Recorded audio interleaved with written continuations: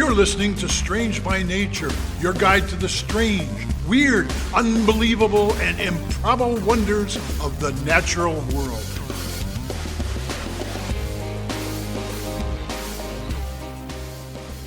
Hello, everyone. Thanks for being here today. I am Kirk Mona, and I am joined today by Rachel Ginza and Victoria Thompson.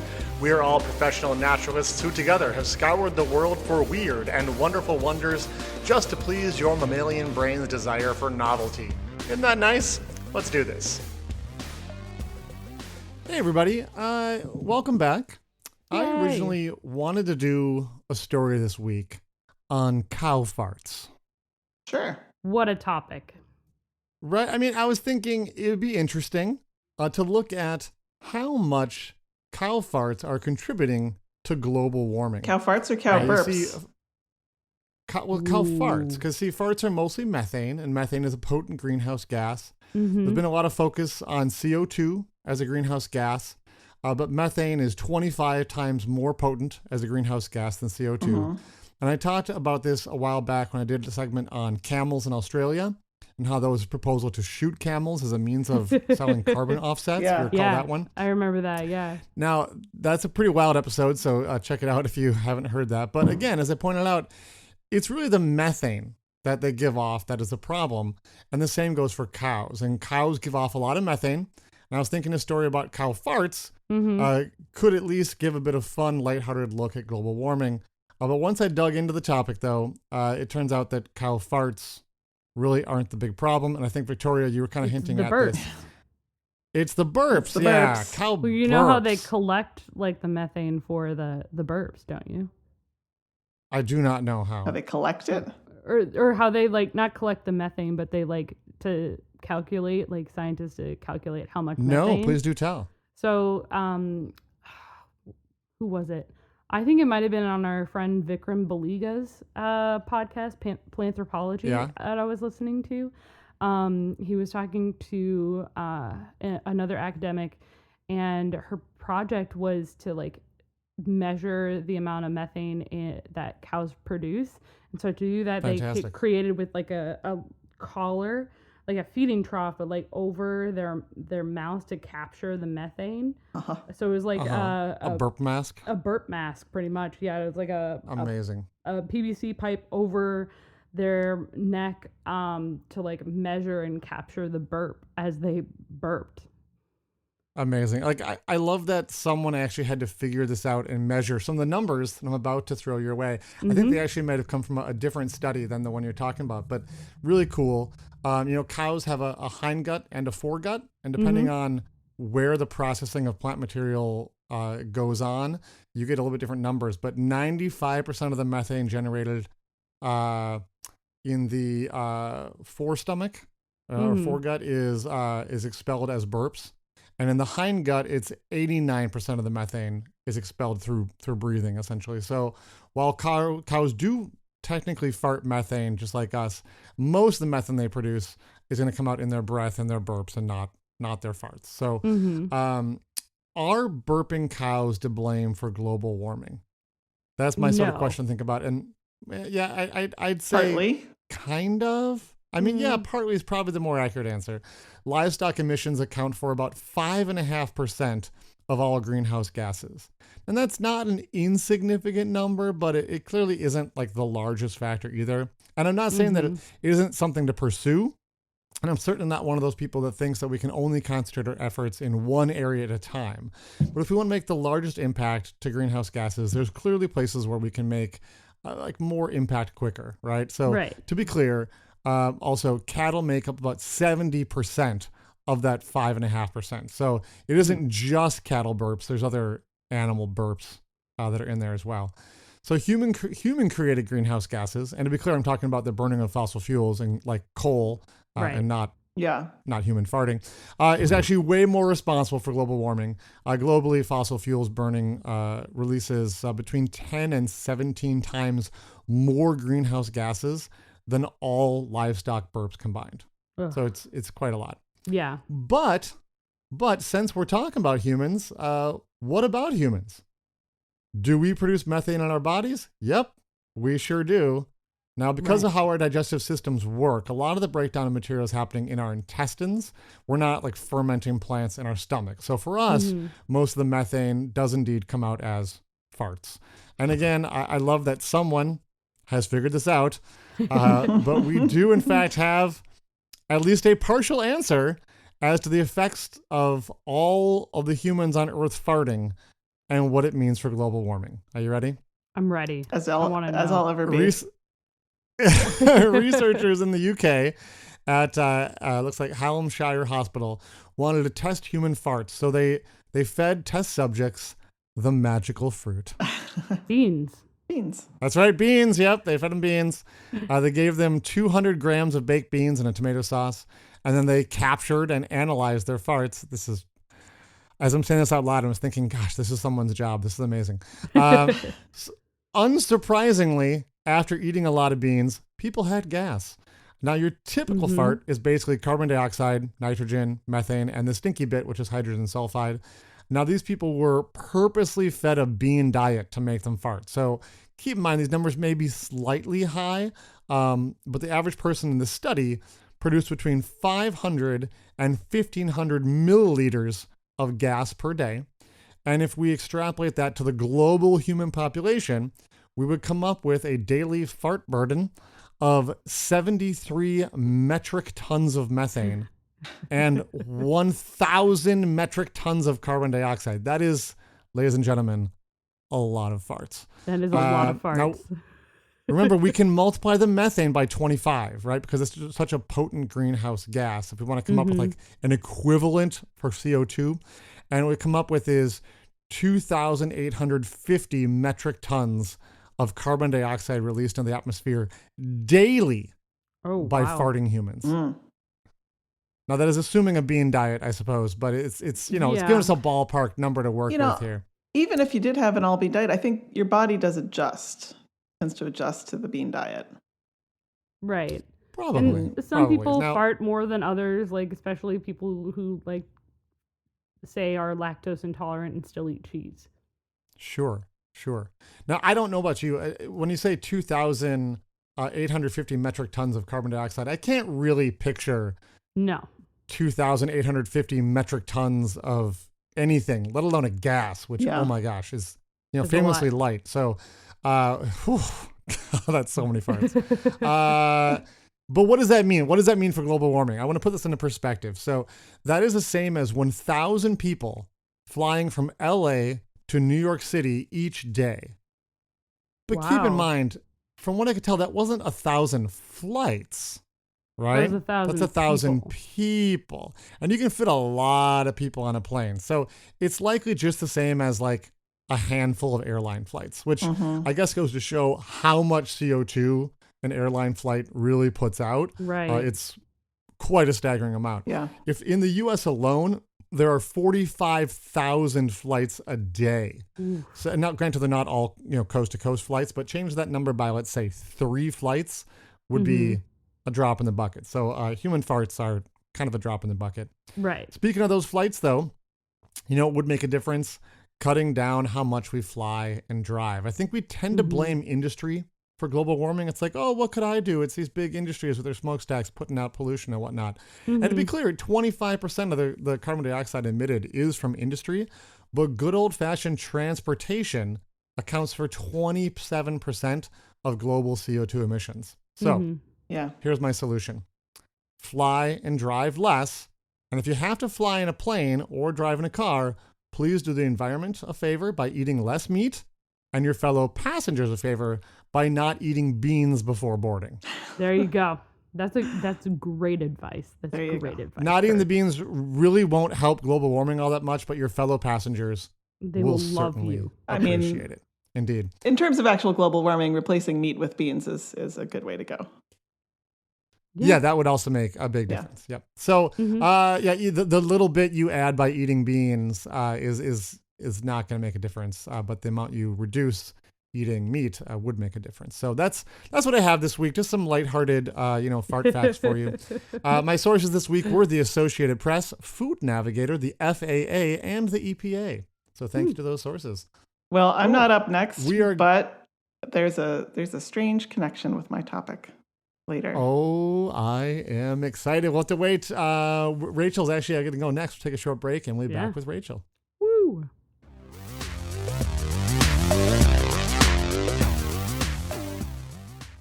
We want to hear from you. You know, we've been saying this past month is our Share Us with a Friend program. We want you to share this podcast with people who you think might enjoy it. We have been hearing from some of you just sort of casually about you having some success with that, and people are really appreciating hearing about the show. I want to hear more. Our email address is contact@strangebynaturepodcast.com. Send us an email and let us know how you are sharing this show with your friends, and also what you think about the show. We'd love to hear that, maybe read your letter on the air here, and just let us know how it's going. So all month long, remember to share us. That's how we grow our audience and get more strangeness in the universe. We'll get back to the show, but we look forward to hearing from you soon.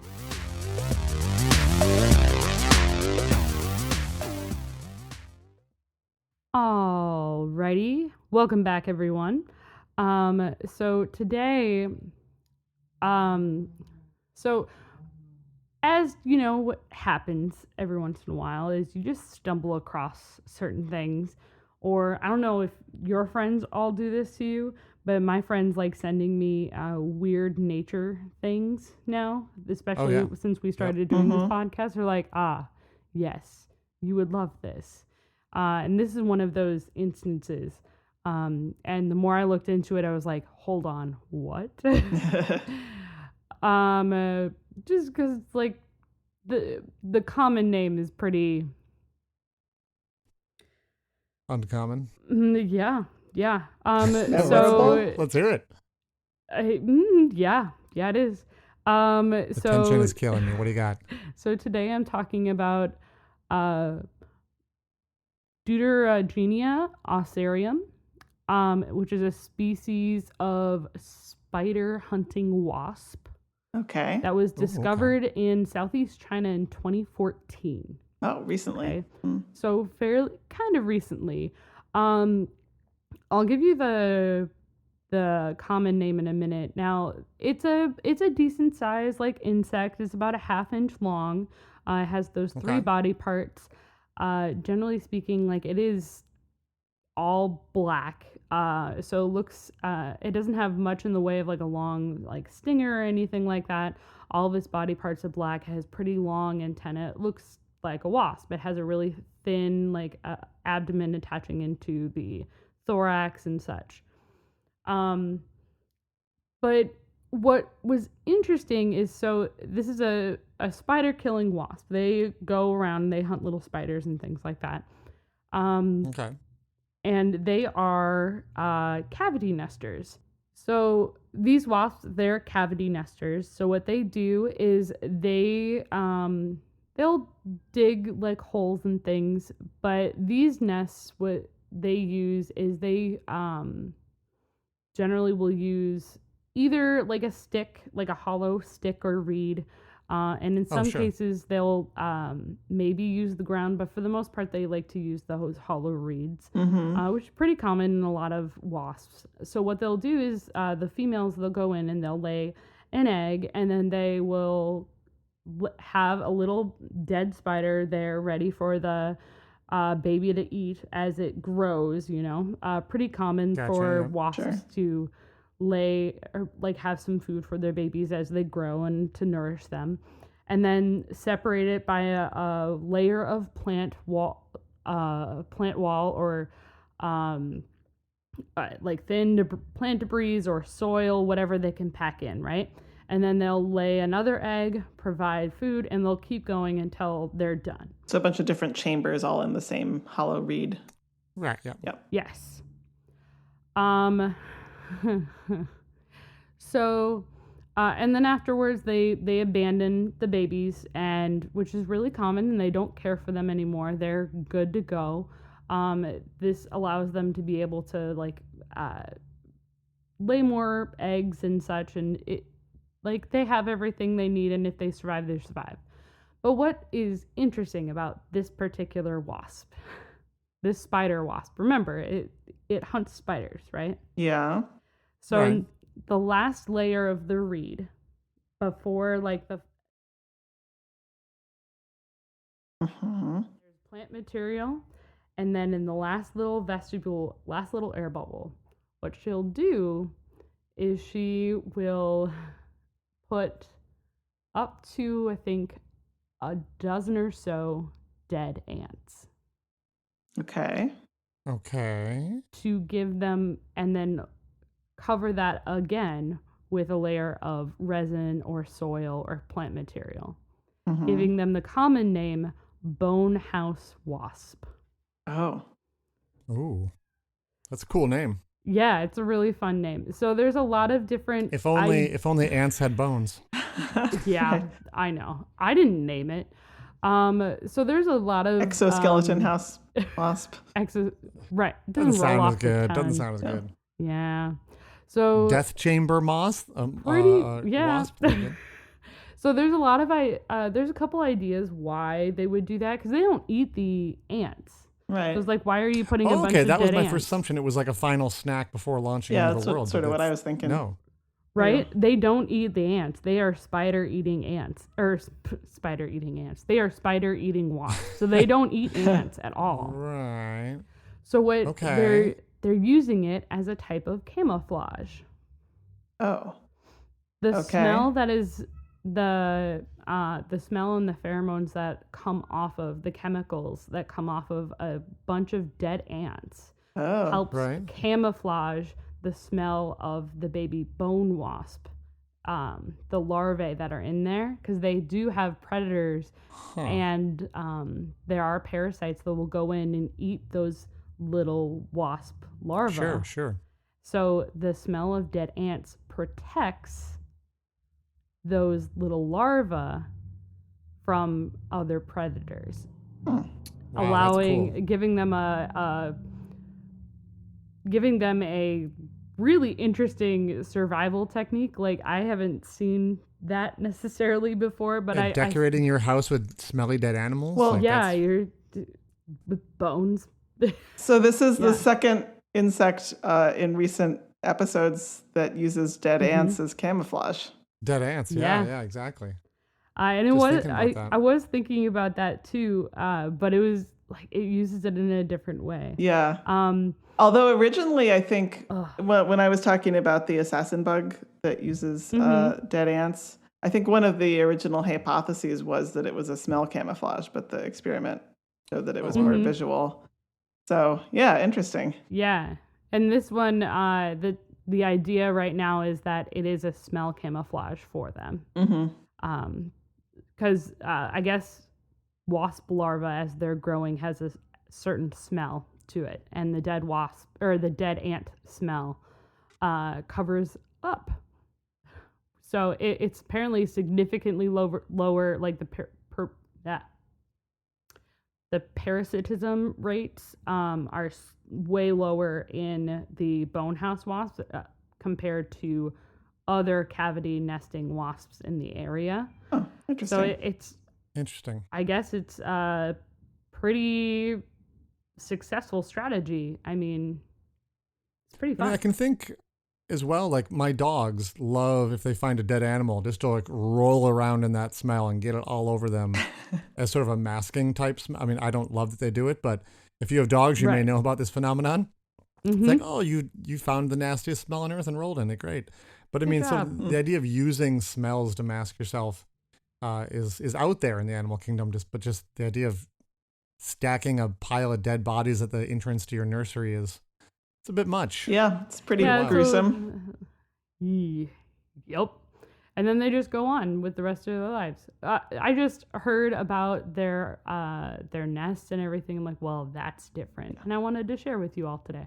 The corpse nursery wasp. Pretty much. Common names are changeable. You can just pick a new one if you want. So we can make up whatever we want. Oh, wonderful. So we're going to take a break, and then we're going to go to Victoria.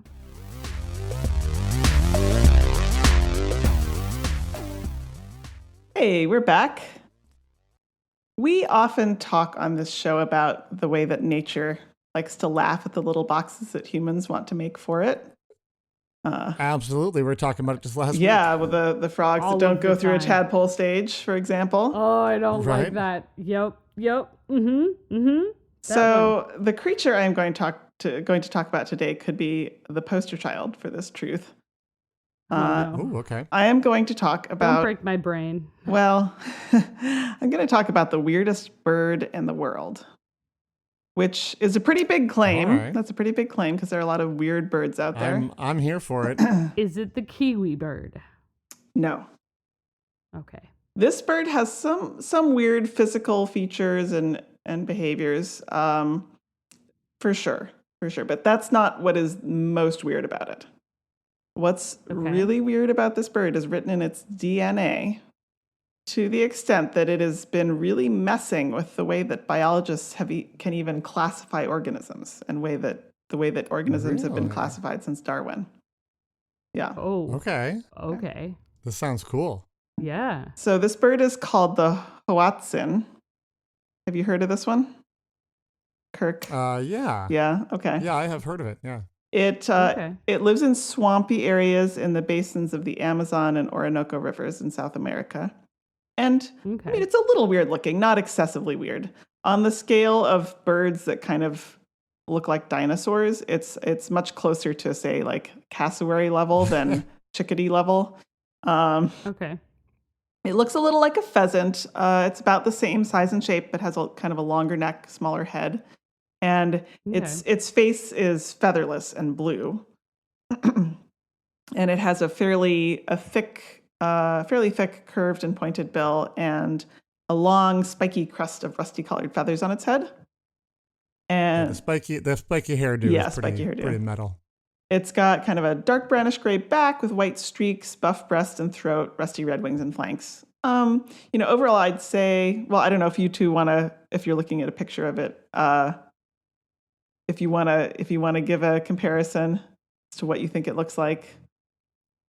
I don't even know where to begin. It's a terror chicken, I would call it. I sort of was calling it like a cross between maybe a pheasant, a wild turkey, and some bird that has a really good crest, like maybe a cockatiel or a secretary bird. Right.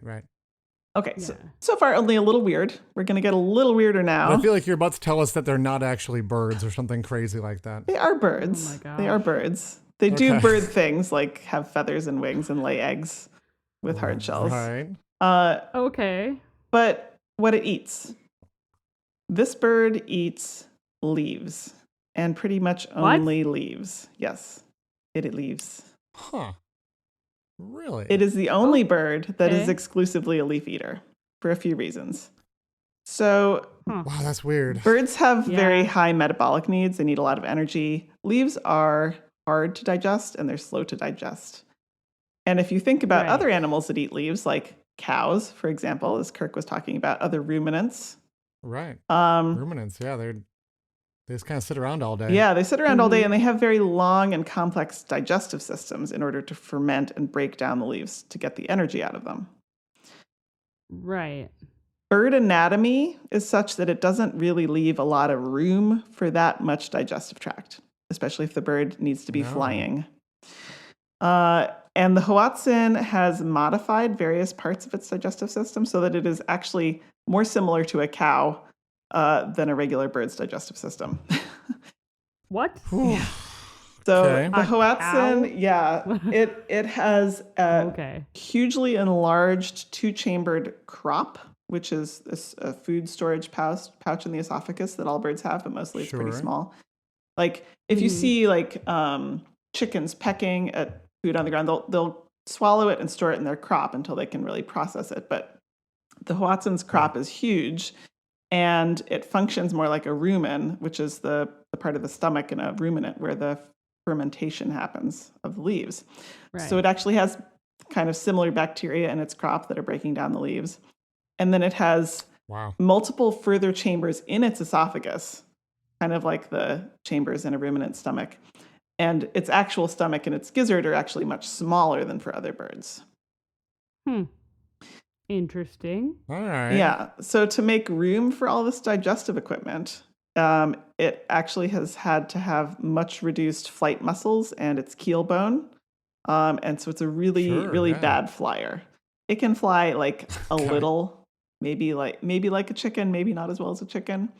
It gets around the tree canopy, mostly sort of kind of an awkward jumping sort of climbing thing, and it uses part of its chest to help it climb sometimes. Wow. Interesting side effect of this whole fermentation of leaves diet is that So they burp a lot. Well, they probably burp. The sources I was looking at didn't get into that, but that's the connection. Huh? But their mute would be different. It stinks. It smells like manure. Fascinating. It's a smelly bird. It's gross. People don't eat it because it smells bad and it tastes bad. Yeah, it does. I was looking at a picture too, and it does look a lot like, kind of like the Crown Victoria pigeon. Yeah. But like chickenified. Okay, so that's some pretty weird stuff. Correct. And going back to the kind of dinosaur comparison, the chicks hatch with 2 little claws on the wrist and the tip of each wing. Nice. They have actual dinosaur claws. So they can use that to climb around from birth, and the nests are made over the water. So if they're threatened by a predator, they actually drop into the water, dive, and then they can climb back up the tree with their little claws back up to the nest. And then by adulthood, the claws disappear. That's crazy. Okay. Now we are getting to the weird DNA stuff. And in some ways, it's pretty disturbing. No one can figure out which bird is the Hoatzin's closest relative. What? Huh. Yeah. Okay. So you're probably familiar with the idea of a family tree for people and a genetic tree for different species, right? Right. Right. And I think probably most of our readers are. It's an old concept. Family tree was adapted to biology by Charles Darwin as he developed the theory of evolution. And ever since then, it's been the way that biologists and most of us conceptualize the relationships between species. So like the distance and arrangement of the branches of the tree tell us how close the relationship is between the species. So like, the common ancestors at the trunk, and then the branches go out from there. Yep. From the beginning, though, the Hoatzin has been a problem. The species were originally categorized by various physical features, and depending on what part of the bird they were looking at, biologists couldn't decide whether Hoatzins belonged with the cuckoos, pigeons, turacos, which is another group of birds, barn owls, rails. These are all groups that they've been put with over time. So all possible groups? Yeah. Okay. Yeah. And rails are like sort of wading water birds. Yep. But, you might say, now we have DNA. We should be able to figure it out. We look at their DNA. It's just going to tell us where they belong. Now, just right. Yeah. Not so fast. This is already getting kind of long, so I can't really go into all the details in this episode, but scientists are starting to realize that a tree may not actually be the best concept for understanding relationships among species. And the Hoatzin is one of the kind of main sticking points in this change in understanding. So there have been several genetic studies recently in the last 10 years of different species of birds. And the problem is it depends which genes you look at where the Hoatzin goes. And other bird species too. So it could be placed within different lineages. And this understanding that's emerging based on these different DNA analyses is that genes don't evolve exclusively with a species. Right. Sure. So the gene, like one gene in a set of birds could be more closely, I'm not explaining that well, but basically there's a lot more interbreeding than was once thought possible. And sure, so one trait may have come from one lineage, a different trait may have come from a different lineage. And then there's like the whole idea of convergent evolution, where like two things could, like a gene could be flipped on somewhere else too. Absolutely. Like, and your separate branches, I'm using air quotes on a podcast. Yeah. But like these two things share, kind of how birds and insects and bats can all fly, kind of thing. Yeah. Except genes. That's part of it. And that's part of it. And there's also, as I mentioned, more interbreeding than biologists originally thought happened. And I'm going to say something else. It just left my head. Give me a moment.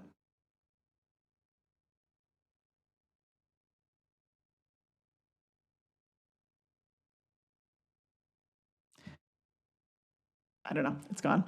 And as I mentioned, saw.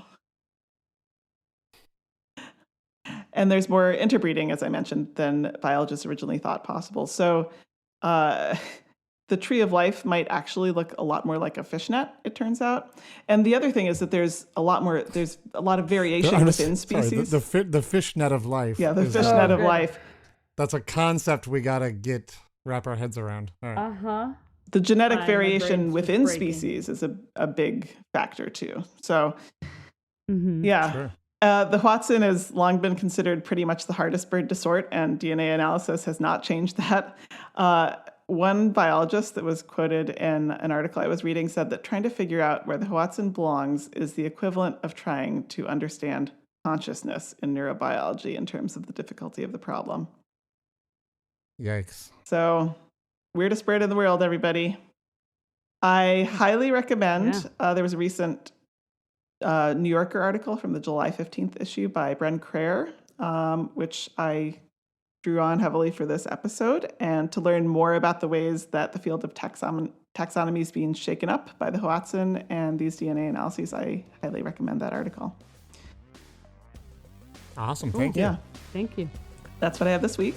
And I think that's the end of our show. So see you guys next time. We'll see you next week. Bye. Bye. Thanks, everyone, for listening to today's show. Be sure to subscribe.